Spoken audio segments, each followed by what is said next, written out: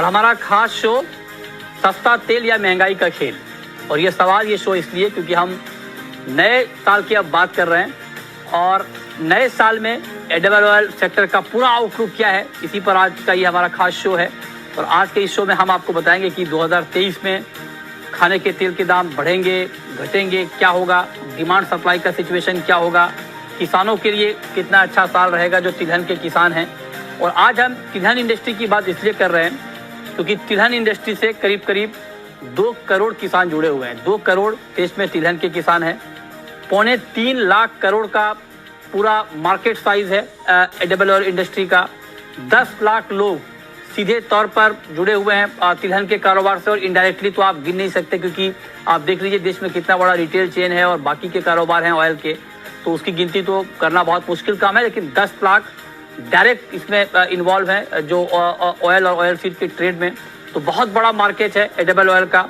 और आपको याद होगा कि 2022 में एडिबल ऑयल के मार्केट में क्या खलबली मची थी जब यूक्रेन और रूस का युद्ध शुरू हुआ। दुनिया भर में तेल को लेकर हाहाकार मचा और भारत चूंकि एक बड़ा कंज्यूमर है, बड़ा बायर है, बड़ा इंपोर्टर है, लिहाजा हमारे ऊपर भी बहुत बड़ा इम्पैक्ट हुआ है। तो उस पर हम बात करेंगे डिटेल में। और आज की चर्चा में हमारे साथ 3 खास मेहमान जुड़ रहे हैं।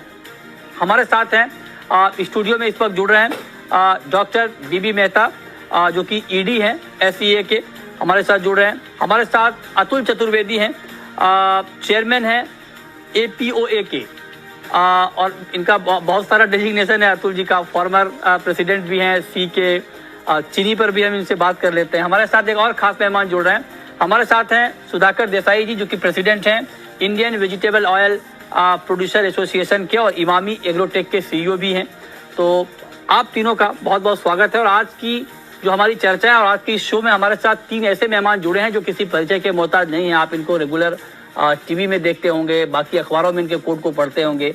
मतलब आप समझिए कि एडिबल ऑयल इंडस्ट्री यही लोग चलाते हैं और ये लोग जो बोलते हैं वही होता है इंडस्ट्री में।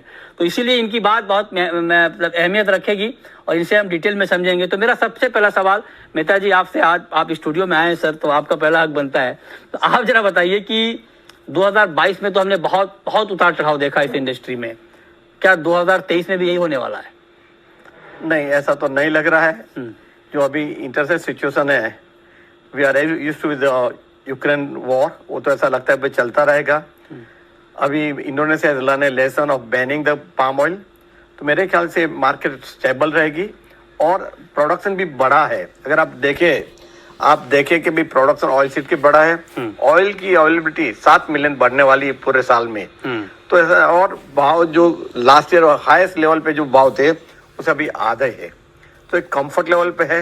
और अभी लोकल में भी देखे तो सोयाबीन 5,700 में है, या तो मस्टर्ड 6,700 में क्विंटल है, which is a comfortable level for consumer है और किसान के है। और इतना में चढ़ उतर इस साल में नहीं देखता नहीं है कि ज्यादा डिफरेंस होगा। मार्केट स्टेबल रहनी चाहिए अनलेस कोई इंटर से कोई आपत्ति आ जाए, या तो अर्जेंटीना का जो क्रॉप का भी नंबर आ रहा है कि काफी सोयाबीन का क्रॉप का डैमेज हुआ है, फिर भी ओवरऑल साउथ अमेरिका का क्रॉप ज्यादा है। पाम ऑयल का प्रोडक्शन भी और 3 मिलियन बढ़ रहा है, 80 मिलियन का प्रोडक्शन है, तो वो भी एक कंफर्ट लेवल है। 2-3 फैक्टर है, बायोडीजल में कितना यूज होगा। बायोडीजल में पहले लास्ट ईयर 50 मिलियन का यूज होगा, तो टोटल प्रोडक्शन जो है रफली अबाउट 250 मिलियन का वेजिटेबल ऑयल का प्रोडक्शन वर्ल्ड में है। उसमें 20% लगभग 50 मिलियन बायोडीजल में जाता था। ये साल अभी फोरकास्ट दिख रहा है 56 मिलियन टन बायोडीजल में चला जाएगा। अच्छा, अगर ज्यादा बायोडीजल में गया तो definitely it will bring a pressure on the price. पर जहां तक इंडिया का सवाल है, we are sitting on buffer stock of 2.7 million ton. और जैसे इंपोर्ट नवंबर में भी देखा 15.5 लाख टन आया, दिसंबर का भी जो अंदाज है वो भी 15-16 लाख टन भी है। अच्छा, तो we are on comfortable level पे है, सप्लाई चेन भी कंफर्टेबल है और गवर्नमेंट भी शांत है, कोई पॉलिसी में बदलाव नहीं कर रही है। अच्छा, तो आप कह रहे हैं कि जो धड़कन खाने के तेल ने 2022 में बढ़ाई थी, वो धड़कन 2023 में नहीं बढ़ा, खाने की तेल की वजह से नहीं बढ़ेगी। आप कह रहे हैं कि मार्केट स्टेबल रहेगा। लेकिन अतुल जी, आपसे बहुत उम्मीद है सर, आप चूंकि एशियन पाम ऑयल एसोसिएशन के चेयरमैन हैं और जब जब आप इतने बड़े एसोसिएशन की नुमाइंदगी कर रहे हैं सर, तो पाम चूंकि हम बहुत बड़े पैमाने पर इंपोर्ट करते हैं और पाम ने बहुत उड़ाया है सर 2022 में। मतलब आप देखिए कि एक वक्त में 8,000 रिंगिट के ऊपर चला गया भाव, उसके बाद फिर बहुत तेज गिरावट आई। इंडोनेशिया ने जब बैन किया तो हमें लगा पता नहीं तेल मिलेगा भी कि नहीं मिलेगा। हमने बहुत कुछ देखा 2022 में। अब जरा आप बताइए सर कि अभी फिर से दाम बढ़ने लगे हैं, 3 महीने में 20-22% पाम के दाम बढ़ गए हैं। पाम से कुछ राहत मिलेगी सर नए साल में? आपको नए साल की पहले से मैं मुबारकबाद देता हूं। मेरा ये मानना है मृत्युंजय जी कि जो चाइना में ये जो कोविड के बाद ओपनिंग की है और कंट्री को खोला है, इससे डिमांड काफी स्ट्रांग रहेगी पाम की। और पाम और सोया का जो गैप हो गया था $400-450 का, वो मैं समझता हूं कि वो गैप कम होगा। वो गैप कम होगा, पाम ऊपर जाएगा और सोया को थोड़ा नीचे आना पड़ेगा। तो मेरा तो ये मानना है कि पाम काफी स्ट्रांग रह सकता है आने वाले दिनों में भी। और पाम आज भी सबसे ज्यादा कंपेटिटिव तेल हिंदुस्तान में पाम ही है, या वर्ल्ड में सबसे ज्यादा कंपेटिटिव तेल पाम है। तो पाम की डिमांड बहुत स्ट्रांग रहेगी। और सबसे बड़ी जो फैक्टर रहेगा आने वाले दिनों में कि वो बाजारों को स्पाइक भी कर सकता है कि चाइना की जो इकोनॉमी खुल रही है ना, इससे ओवरऑल कमोडिटी कॉम्प्लेक्स भी ऊपर हो सकता है। अच्छा। मैं समझता हूँ, देखिए चाइना हो सकता है कि सोयाबीन में भी भयंकर खरीदारी करे। तो ये सब फैक्टर्स बाजारों को थोड़ा ऊपर ले जा सकते हैं, न कि स्टेबल रखें। अच्छा। तो मैं समझता हूँ कि प्राइजेस थोड़े बढ़ सकते हैं।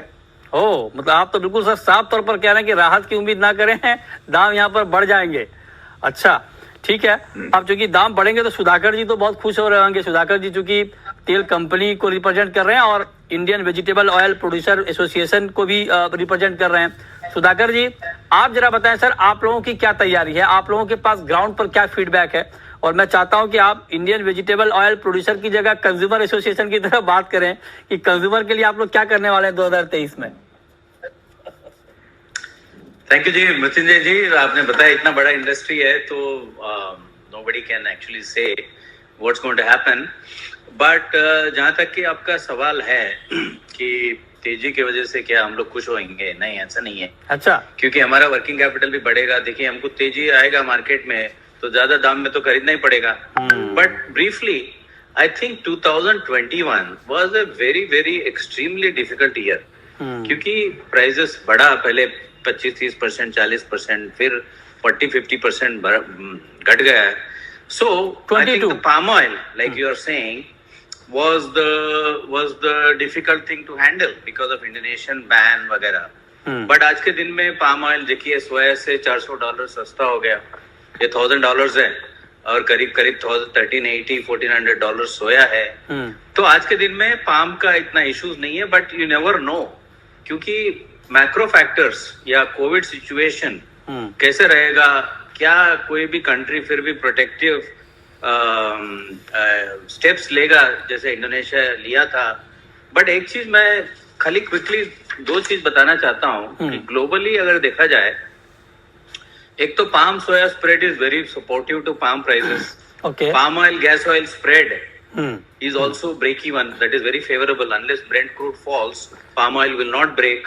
Indonesia is talking about B35, which means उनका जो डिमांड है बायोफ्यूल का 13.5 मिलियन टन हो जाएगा वर्सेस 11.5, मतलब 2 मिलियन इंक्रीमेंटल प्रोडक्शन जो है वो बायोफ्यूल में चले जाएगा। To my mind, these three global factors are quite bullish and supportive in the market. Bearish के सिचुएशन में मैं तो ये बोलूंगा कि macro economic concerns, stagflation, Covid situation का सर्च की बातें, और सनऑयल जो इंटरनेशनली डिमांड चाहता है, 2 पोर्ट्स ओपन हो गए हैं, so Ukraine is very willing to sell. इसी की वजह से सोया $60-70 सोया से कम हो गया। अच्छा। नॉर्मली ये $200-300 सोया से ऊपर रहता है। ये थोड़ा बेरिश फैक्टर्स है। तो फिर हम बात करेंगे इंडियन सिचुएशन। ठीक है, तो आप कह रहे हैं कि but going into the first quarter I am optimistic कि prices will be stable and good and at a equitable price for all, the farmers, consumers, players, everybody. That's what I feel, and palm is going to be slightly bullish. अच्छा, तो मतलब मेहता जी आपके दोनों साथी कह रहे हैं कि हालत ठीक नहीं है 2023 में। आप बेशक नए साल के मौके पर आप चाहते नहीं कि लोगों का मजा खराब हो, आप कह रहे हैं कि स्टेबल रहेंगे, लेकिन दोनों लोग कह रहे हैं कि दोनों एक्सपर्ट हैं। हाँ, मगर मैं थोड़ा फंडामेंटल पे जा रहा हूँ। जो अवेलेबिलिटी है काफी ऊपर है, वर्ल्ड वाइड अवेलेबिलिटी ज्यादा है, लोकल में भी लोकल प्रोडक्शन बढ़ रहा है। लास्ट ईयर हमारा लोकल प्रोडक्शन 107 लाख का था। इस साल जैसे मस्टर्ड का क्रॉप दिख रहा है वो भी काफी प्रोडक्शन बढ़ाए गए, तो आई वोंट बी सरप्राइज कि लोकल प्रोडक्शन कम से 115 लाख टन तक पहुंच जाए। अच्छा, अगर हाँ लास्ट ईयर 107 के सामने 7 से 8 लाख टन ज्यादा होगा, क्योंकि ये सब सोयाबीन का क्रॉप जो हम लास्ट टाइम 105 है, ये साल 120 है। अच्छा, ग्राउंड नट का और 85 लाख का क्रॉप है ग्राउंड नट का, और मस्टर्ड जो लास्ट है 105 110 की जगह पे आई वोंट बी सरप्राइज 120 से 125 लाख तक पहुंच जाए, क्योंकि एकरेज बढ़ा है। 90 लास्ट ईयर 92 लाख के सामने ऐसा लगता है ये साल 95 96 लाख तक एकरेज हो जाएगा, क्योंकि फाइनल नंबर आएगा। और अब तक जो वेदर रिपोर्ट है वो वेरी कंफर्टेबल है, पॉजिटिव दिखा रहा है। हाँ, साथ में प्राइस कंफर्टेबल है, सबसे मॉइस्चर है, और पानी भी है रिजॉर्व। कंफर्टेबल किसके लिए है सर प्राइस? नहीं क्रॉप के लिए नहीं, तो हमारे लिए नहीं, आज कंफर्टेबल है। मैं जो किसान की बात कर रहा हूँ, किसान को अच्छा 6,000 से 6,700 से हाँ, जो भाव मिल रहा है वो कंफर्टेबल लेवल पे है, तो definitely he will use all his opportunity. पानी देना है तो पानी देगा, खाद देना है तो खाद देगा, वो सोचेगा नहीं, क्योंकि उसके सामने मिल रहा है। तो मेरे ख्याल से ऐसा लग रहा है कि मस्टर्ड का भी क्रॉप अच्छा होगा, ओवरऑल डोमेस्टिक अवेलेबिलिटी बढ़ेगी। अच्छा, plus we are sitting on the high stock. Last year की बात करें, लास्ट ईयर दिसंबर में अपना स्टॉक था 16 लाख था, आज ये दिसंबर में 27 लाख का स्टॉक पे बैठे हैं। अच्छा, तो वो भी है। तो एटलीस्ट जैसे सुधाकर जी ने भी बोला first quarter will be comfortable, I fully agree, first quarter will be comfortable. Palm में थोड़ा ऊपर नीचे हो सकता है because of the biodiesel mandate and other thing, पर ओवरऑल मेरे लगता है कि भाई ठीक रहेगा, मार्केट ठीक रहेगी, कोई अलार्मिंग लेवल पर नहीं है। 5-10% ऊपर जाए तो 5-10% नीचे जाए, एक अलग चीज है, वो तो होने वाला ही है। एग्री कमोडिटी है, you never know what can happen. और इंटरनेशनल मार्केट भी ऐसी है, अगर कोई ताइवान का कुछ हो गया तो यहाँ तो कुछ हो गया, उसके वजह से मार्केट सकते हैं। और अभी चाइना की एक जरूर है जो अतुल जी ने बताया कि चाइना कोविड का जो डर था वो डर नहीं दिख रहा है, चाइना खुल रहा है, तो उसका वहां से भी डिमांड आ रही है। That will put A pressure on the price, buying पे प्रेशर आएगा। अच्छा, पर इंडिया इज फुल्ली कवर्ड। ये साल 1 दिसंबर में भी कम से कम 10 लाख टन माल आ रहा है पाम ऑयल का, शायद 3.25 लाख टन सोयाबीन है, 2 लाख से ज्यादा सनफ्लावर आ रहा है। अच्छा, तो 15 से 15.5 लाख टन आ रहा है। नॉर्मली ये पीरियड जहाँ हमारा फुल क्रशिंग होता है, अच्छा, अभी 10-11 लाख से ज्यादा माल नहीं आता था, इसके सामने 15 लाख आ रहा है। 15 लाख आ रहा है, तो वो भी एक रीजन है। मतलब अब मेहता जी अपने आप में एक डेटा बैंक में देखिए, इनके सामने पूरा कंप्यूटर मतलब ये बिल्कुल मतलब इतना पढ़ते हैं कि हाथ से नोट करके पूरा डेटा इनके सामने अभी पड़ा हुआ है। तो अतुल जी, अब मेहता जी कह रहे हैं कि आप लोग खामखा डरा रहे हैं, सिचुएशन बहुत बेहतर है, इंडिया की सप्लाई को लेकर दिक्कत नहीं है। 27 लाख टन का स्टॉक पड़ा है compare to 16 lakh ton last year का। अभी भी इंपोर्ट बढ़ रहा है, मस्टर्ड का उत्पादन बढ़ने वाला है, सोयाबीन का रिकॉर्ड उत्पादन हुआ है।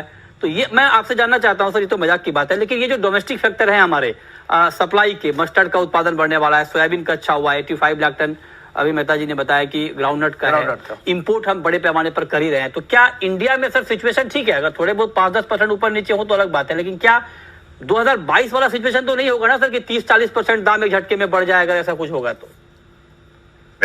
आपको मैं एक चीज शेयर करूं, मेहता जी को हम लोग वॉकिंग एनसाइक्लोपीडिया बोलते हैं। बिल्कुल है सर, अभी तो सिटिंग एनसाइक्लोपीडिया बने हुए हैं, अपने सामने डेटा लेकर बैठे हैं।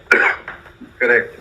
जहां तक जो मेहता जी ने जितनी भी बातें बोली उन सबसे मैं सहमत हूँ। तो एक ही चीज जो बहुत बड़ा फैक्टर है हिंदुस्तान में और वर्ल्ड में, और हिंदुस्तान और चाइना के कंटेक्स्ट में ज्यादा रेलेवेंट है, कि हम लोगों की जो डिमांड है, डोमेस्टिक डिमांड, इस साल हम लोग एक्सपेक्ट करते हैं कि ऑलमोस्ट 5% बढ़ेगी। अच्छा, बढ़ेगी। तो अगर पिछले साल अपना कंजम्पशन 22.5 मिलियन टन था हिंदुस्तान का, तो इस साल कोई ताज्जुब नहीं होगा कि अगर ये 24 मिलियन टन के आसपास हो जाए। अच्छा। तो हमारा तो ये मानना है कि जो एक्स्ट्रा कंजम्पशन होगा हिंदुस्तान का, वो 1 मिलियन टन के आसपास, तो समझ लीजिए इंपोर्ट से होगा कवर, और बैलेंस होगा डोमेस्टिक क्रॉप से। okay. मस्टर्ड की सोइंग अभी उसकी खबरें अच्छी हैं, सोयाबीन की जहां तक सवाल है, मैं सोयाबीन को ऑयल सीड क्रॉप गिनता ही नहीं, मैं उसको प्रोटीन क्रॉप गिनता हूँ। अच्छा। सोयाबीन क्योंकि डोमेस्टिक से बहुत ज्यादा तेल नहीं मिलता अपने को, बट ग्राउंडनट भी एज एडिबल ऑयल अब ग्राउंडनट रह नहीं गया है, वो ज्यादा करके वो ड्राई फ्रूट होके रह गया, और काफी कुछ ग्राउंडनट कर्नल्स हिंदुस्तान से एक्सपोर्ट हो जाते हैं हैंड पिक ईट के तरह। जैसे 6 से 7 लाख टन हिंदुस्तान से ग्राउंडनट कर्नल एक्सपोर्ट हो जाता है। अच्छा। तो जो भी, हाँ, तो वो तो उसको अपने को ऑयल सीड पे गिनने का मैं समझता हूँ। आप देखिए ना, ग्राउंडनट कौन लोग खाते हैं आज की तारीख में? ठीक बात है। 2-3 लाख टन से ज्यादा तेल नहीं खाया जा रहा है हमारे यहाँ तो सरसों तेल के अलावा बाकी तेल को तेल माना ही नहीं जाता सर। एग्जैक्टली। तो सरसों की क्रॉप अच्छी दिख रही है। हाँ। जहां तक प्राइसेस का सवाल है, आप ये मान के चलिए कि जो प्राइसेस लेवल आज की तारीख में है, ये धीरे धीरे और थोड़ा बढ़ सकता है। अच्छा, ठीक है। हिंदुस्तान के कंज्यूमर को जी। अब भाव एक्सेप्टेबल हो गए हैं। मैं नहीं समझता कंज्यूमर को कोई तकलीफ है इन भावों में। ठीक है, लेकिन आपके सामने एक बड़ा कंज्यूमर बैठा है सर, जिसको बीच में तकलीफ होती रहती है, और इसलिए मैं सवाल भी पूछता रहता हूँ आप लोगों से। लेकिन ठीक है, ये बात आपने बहुत महत्वपूर्ण कही। सुधाकर जी, एक छोटा सवाल आपसे, ये जो बात अभी अतुल जी कह रहे हैं कि 5% के आसपास जो कंजम्पशन है, जो डिमांड है, वो ऑयल की बढ़ सकती है 2023 में। तो अगर डिमांड बढ़ेगी तो मैं आपसे सवाल ये पूछना चाह रहा हूँ कि उसके अगेंस्ट में सप्लाई का सिचुएशन क्या रहेगा? क्या सप्लाई भी हमारी कंपेयर टू 2022-2023 में बढ़ेगी सर? सुधाकर जी, आपको एक ट्रिक बताता हूँ कि इंडिया का डिमांड अगर बढ़ेगा, क्योंकि दाम कमती हुआ है तभी तो बढ़ रहा है, तो आप जो बोल रहे कंज्यूमर को राहत मिलना है वो तो मिल गया।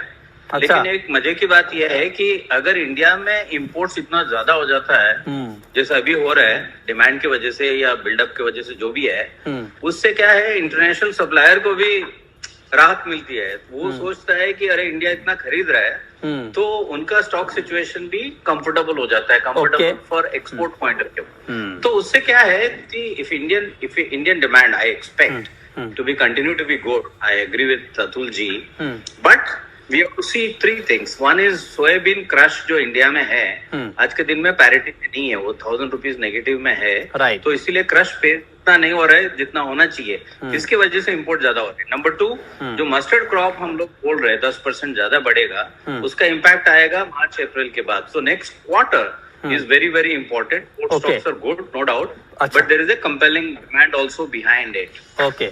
ठीक है, तो ये आपने डिटेल में समझाया कि but not the least, you have to give me one more minute. इसमें अपॉर्चुनिटी क्या है? मैं आता हूँ सर, अभी ब्रेक के बाद भी मैं आता हूँ सुधाकर जी, ब्रेक के बाद भी आऊंगा अभी आपके पास। तो आपने डिटेल में समझा दिया कि डिमांड कैसी रहेगी, सप्लाई कैसी रहेगी। छोटा सा ब्रेक लेंगे, लेकिन ब्रेक के बाद ना इधर उधर की कोई बात नहीं, डायरेक्ट क्वेश्चन ये होगा कि अगर दाम बढ़ेंगे तो कितने बढ़ेंगे, किस ऑयल के दाम क्या हो जाएंगे, ये हम आपको बताएंगे। 1 लाख करोड़ का इंपोर्ट करते हैं सर ईयरली ऑयल का। हाँ जी। और एक्सपोर्ट हम अगर ऑयल मिल को पूरा जोड़ लें, बाकी मस्टर्ड ऑयल मिल या बाकी जो कैस्टर का करते हैं, टोटल मेरे ख्याल से 50,000 करोड़ के आसपास। सही बात है। तो ये फिगर ऊपर नीचे मतलब उल्टा होगा क्या कि हम एक्सपोर्ट ज्यादा कर पाए, इंपोर्ट कम करें? इसके लिए क्या करना पड़ेगा? नहीं, अगर आप इफ यू गो बैक 10 साल पहले, उस समय एक्सपोर्ट ज्यादा था, इंपोर्ट कम था। अच्छा। लास्ट 10 साल में इंपोर्ट ऑफ एडिबल बढ़ता रहा और एक्सपोर्ट अपना प्रैक्टिकली स्टैग्नेंट रहा है। जैसे आज हम इंपोर्ट एडिबल ऑयल का करते हैं, उसका कम से कम 1 लाख, अभी मैं एनुअल कर रहा हूँ, ये साल 1 लाख करोड़ होगा, उसे एक्सपोर्ट है। तो अगर ऑयल मिल का एक्सपोर्ट का कुछ 12,000 करोड़ का होगा, कैस्टर ऑयल एंड डेरिवेटिव का 10,000 करोड़ होगा, castor oil seed another 12 crore होगा, और बाकी का जो चीज लगा के कम से 50,000 करोड़ का एक्सपोर्ट हो रहा है। अच्छी क्वांटिटी में एग्री प्रोडक्ट एक्सपोर्ट हो रहा है, और सामने जो तेल आ रहा है इतना महंगा और इतना ज्यादा आ रहा है, उसके वजह से आज हमारा सेक्टर नेगेटिव है। एक्सपोर्ट कम है, इंपोर्ट ज्यादा है। अच्छा। कब क्या हो सकता है कि भाई इधर से इंपोर्ट ऑफ एडिबल कब कम हो सकता है? जब भी अपना खुद का प्रोडक्शन बढ़े, प्रोडक्टिव बढ़े। तो उसके लिए तो आज 10-15 साल का प्रोग्राम बनाना पड़ेगा, तभी आप इंपोर्ट जो आज 60% डिपेंडेंस है वो 15-20% पे लेके आ सकते हैं। ऐसा नहीं कि नहीं ला सकते, उसके लिए विजन चाहिए, प्रोग्राम चाहिए, और गवर्नमेंट को फंड का भी अलाउ करना चाहिए। हम 2-3 साल से बात कर रहे हैं कि national mission on edible oil, वास्तविक तो कहाँ है? तो वो एक जरूरी कि 10,000 करोड़ रुपया पर एनम दीजिए। हाँ। आप तो और उसके वजह से प्रोडक्टिविटी बढ़ सकती है। क्यों? मैं आपको एक उदाहरण दे रहा हूँ। 1987 में हमारा प्रोडक्शन था 12 मिलियन टन का, 87 डिपेंडेंस काफी कम थी, तभी national mission on edible oil seeds चालू हुआ था। हाँ। और 5 साल में 12 मिलियन से 22 मिलियन हो गया ओके प्रोडक्ट। हाँ। और डिपेंडेंस कम होकर 3% ईयर हो गई थी। तो क्यों हम रिपीट नहीं करें? क्यों नहीं कर अगर आज हम 30 मिलियन हेक्टर ऑयल सीड में है, हाँ अगर एक हेक्टर में ठीक है। हर साल 100 किलो बढ़े, 1000 किलो से 11 12 13 और 15 5 साल में आप 30 में जो आप 30 मिलियन का प्रोडक्शन है, ओके। 45 to 50 मिलियन तक प्रोडक्शन हो सकता है। हाँ। तो अपनी डिपेंडेंस कम होगी। अच्छा, तो होगी। वो प्रोग्राम लेके चलना चाहिए, बिल्कुल। Focus program. हाँ। 100 किलो पर हेक्टर बढ़ना चाहिए। अच्छा, आप कहें कि प्रोडक्टिविटी बढ़ाने के लिए जो ऑयल सीड मिशन है उसके ऊपर ज्यादा जोर देना पड़ेगा और निश्चित तौर पर हम कर सकते हैं, हमने पहले किया भी है। अब अतुल जी, मैं डायरेक्टली आपसे ये पूछना चाह रहा हूं सर, जो अभी फंडामेंटल की बात आप लोगों ने की, तो ऐसे में सर जो 3-4 मेजर ऑयल हैं, चाहे वो सोया तेल हो, मस्टर्ड ऑयल हो, पाम ऑयल हो, सनफ्लावर हो, अगर मैं आपसे पूछूं कि ये सारे ऑयल्स में से सबसे ज्यादा दाम किसके बढ़ने वाले हैं और सबसे कम किसके बढ़ने वाले हैं, तो क्या कहेंगे सर? मेरा मानना है कि अगर इसमें सबसे ज्यादा जो बढ़ेगा तो हाँ। वो पाम का बढ़ेगा, अच्छा, और सोयाबीन का बढ़ने की गुंजाइश थोड़ी अभी है। कम दिखती है। तो ये जो गैप बन गया है between soya and palm, almost $350 से $400 का, ये थोड़ा श्रिंक होना पड़ेगा। अच्छा तो अच्छा, ऐसा मेरा मानना है। ओके ओके, तो ये आपकी राय है। लेकिन अब सुधाकर जी आप बताएं सर, आपके हिसाब से सबसे ज्यादा इम्पैक्ट किस तेल की कीमत पर पड़ने वाला है? मतलब ये कि किस तेल के दाम ज्यादा बढ़ने वाले हैं, और सबसे कम इम्पैक्ट किस तेल पर पड़ने वाला है? मतलब ये कि किस तेल के दाम सबसे ज्यादा घटने वाले हैं या कम रहने वाले हैं? या सबसे ज्यादा इम्पैक्ट पॉजिटिव रहेगा पाम ऑयल के अंदर, क्योंकि वो $400 सस्ता है compared to any other oils. I think it will gradually wriggle out of the excess stock pressure created by the Indonesian ban. Malaysia का प्रोडक्शन साइकिल भी हम आगे प्रोजेक्ट करके देखेंगे, अप्रैल मई तक वो थोड़ा टाइट ही रहने वाला है। उसके बाद बात आएगा सन ऑयल का। सन ऑयल क्योंकि अननेचुरली $70-80 सस्ता है आज के दिन में, बिकॉज ऑफ टेम्पररी प्रेशर, मेरे ख्याल से वो बढ़ेगा। Soya will be the last one to go up. Palm oil, I expect nearly about 10 to 12% price potentially possible high in the next 1 quarter. लेकिन इसमें इंडिया, अभी हम बात कर रहे थे कि इंडिया के लिए क्या अपॉर्चुनिटी है। नंबर 1, ये हम दोबारा आपके माध्यम से बोलना चाहते हैं कि अभी रिफाइंड पाम ऑयल जो अलाउ कर रहा है, वो 20% ऑफ पाम ऑयल इम्पोर्ट्स हो रहा है। मतलब 10 लाख टन अगर पाम आता है तो 2 लाख टन ओलिन आता है, रिफाइंड ओलिन। अगर वो उसके ऊपर ड्यूटी बढ़ा देंगे, मतलब सीपीओ और ड्यूटी डिफरेंशियल को 7.5 से उसको बनाएंगे 20% फॉर एग्जांपल, वो इंडियन रिफाइनरीज के लिए अच्छा होगा। और अगर एनी ड्यूटी और any cess that they can put 4-5%, उससे national mission on edible oil का फंडिंग सेल्फ सफिशिएंसी के थ्रू वो हो सकता है। वो एक इम्पोर्टेंट इशू रहेगा। अच्छा। दूसरा, हम ये बोलना चाहते हैं कि टीआरक्यू जो गवर्नमेंट कर रहे थे अभी तक, उसका तो हो गया एक बार फेस, बट उसकी जरूरत नहीं है आज के दिन में। एंड नंबर 3, जो भी स्टॉक कंट्रोल तो निकल गया, डोमेस्टिक एक्सचेंजेस भी धीरे धीरे खुल सकता है। तो जो हाई प्राइस एनवायरनमेंट में 2022 में जो भी स्टेप्स लिए, उसको ग्रेजुअली 1 by 1 अनलॉक कर सकते हैं, तभी हम नया अपॉर्चुनिटीज को देख पाएंगे। ओके, ये डिटेल में आपने बताया कि क्या क्या संभावनाएं हैं, दाम कितने बढ़ेंगे। और आज की इस चर्चा में जो तीनों एक्सपर्ट हैं, तीनों मतलब बात जो ये निकल कर आई, अगर आप एक लाइन में हेडलाइन अगर आप जानना चाहें तो 2023 में तेलों के दाम बढ़ सकते हैं, लेकिन बहुत ज्यादा नहीं। जो बात मेहता जी कह रहे हैं, कंफर्टेबल सिचुएशन रहेगा, घटने की उम्मीद आप ना करें, लेकिन हाँ बहुत ज्यादा दाम बढ़ जाएंगे उसकी संभावना भी नहीं है, थोड़ा बहुत ऊपर नीचे होता रहेगा। लेकिन हाँ, सप्लाई के मोर्चे पर तीनों एक्सपर्ट की राय एक है, सप्लाई को लेकर हमारे यहाँ कोई दिक्कत नहीं है, कोई पैनिक नहीं है। तो आप अगर कहीं से कोई गुमराह करने वाली खबर आपके पास आए कि सप्लाई को लेकर दिक्कत हो गई, आप उस पर यकीन ना करें। 3 इंडस्ट्री के दिग्गज को आप सुन रहे हैं जो कह रहे हैं कि सप्लाई का सिचुएशन 2023 में नए साल में ठीक रहेगा। बहुत शुक्रिया मेहता जी आपका, सुधाकर जी आपका, अतुल जी आपका, हमारे साथ आज की इस खास चर्चा में जुड़ने के लिए और बताने के लिए कि 2023 में तेलों के दाम क्या रहने वाले हैं। छोटा Please like and subscribe IVPH channel.